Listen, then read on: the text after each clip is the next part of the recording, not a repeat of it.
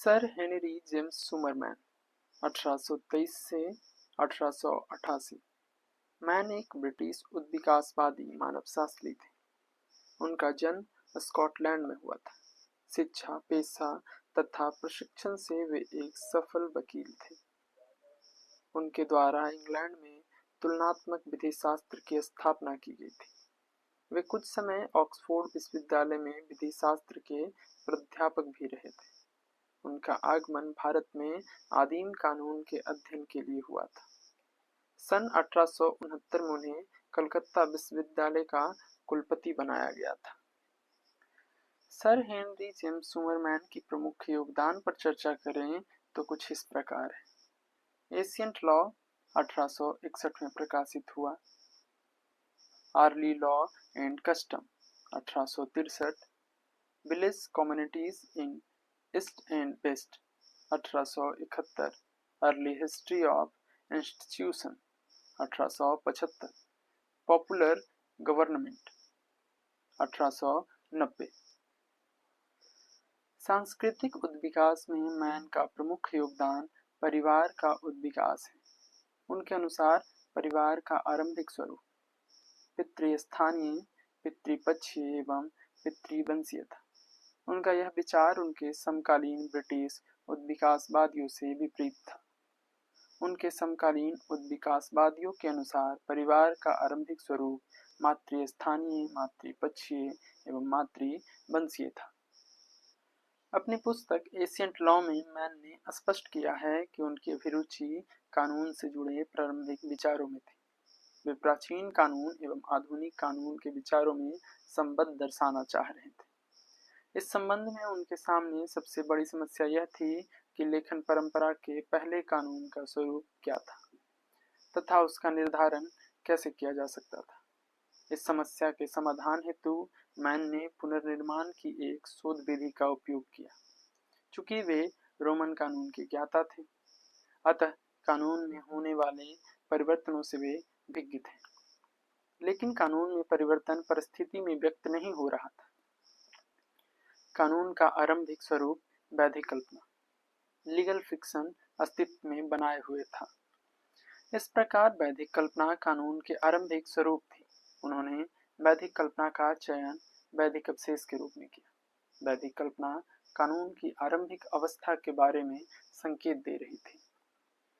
वैधिक कल्पना को अवशेष के रूप में स्वीकार करते हुए उन्होंने कई विकासीय क्रमों को प्रकाश में लाया, जैसे नातेदारी संगठन से राज्य संगठन, नाम से इकरारनामा, नागरिक कानून से आराधिक कानून, पद से संविदा आदि। इन सबों में नातेदारी संगठन से राज्य संगठन का उद्विकास मानव विज्ञान के लिए महत्वपूर्ण योगदान है।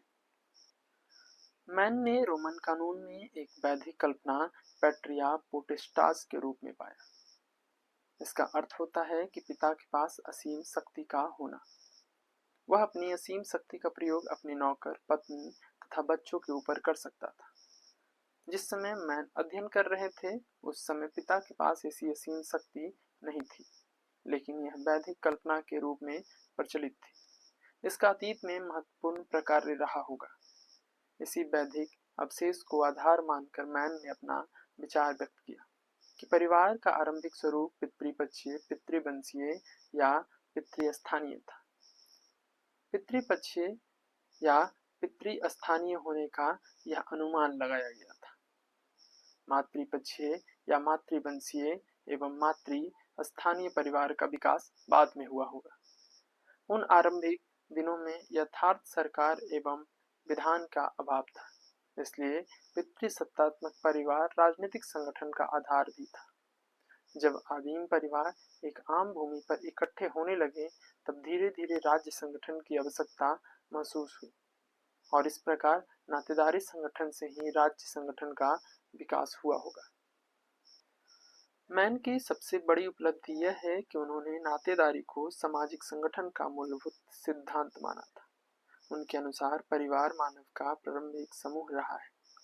रोमन वैदिक कल्पना के अनुसार परिवार का प्रधान पिता था। उसे अपने नौकर, बच्चों तथा पत्नी पर पूर्ण अधिकार था। कई परिवार एकत्रित होकर प्रादेशिक संगठन बनाए। विभिन्न प्रदेशों के लोग अपना स्वशासन त्याग कर एक राष्ट्र का निर्माण किए। इस प्रकार प्राचीन समाज की इकाई परिवार थी, जबकि आधुनिक समाज की इकाई समाज पर आश्रित नहीं रहा। मैन के अनुसार प्रगतिशील समाज व्यक्तिगत दायित्व के कारण समाज पर आश्रित नहीं रहा है। परिवार संगठित समाज निश्चित पद समाज होता है, जबकि व्यक्ति संगठित समाज स्वतंत्र संविदा समाज होता है। परिवार संगठित समाज में आम संपत्ति पाई जाती है, जबकि व्यक्ति संगठित समाज में व्यक्तिगत ख्याति पाई जाती है। कानून की आदिम अवस्था में क्षतिपूर्ति परिवारों की सहमति से की जाती है। इस प्रकार नागरिक एवं आपराधिक कानून मिले हुए थे। बाद में कुछ क्षतिपूर्ति कुछ व्यक्तियों से ही संबंधित माना जाने लगा, जबकि कुछ क्षतिपूर्ति संपूर्ण समाज के प्रति अपराध माना जाता था।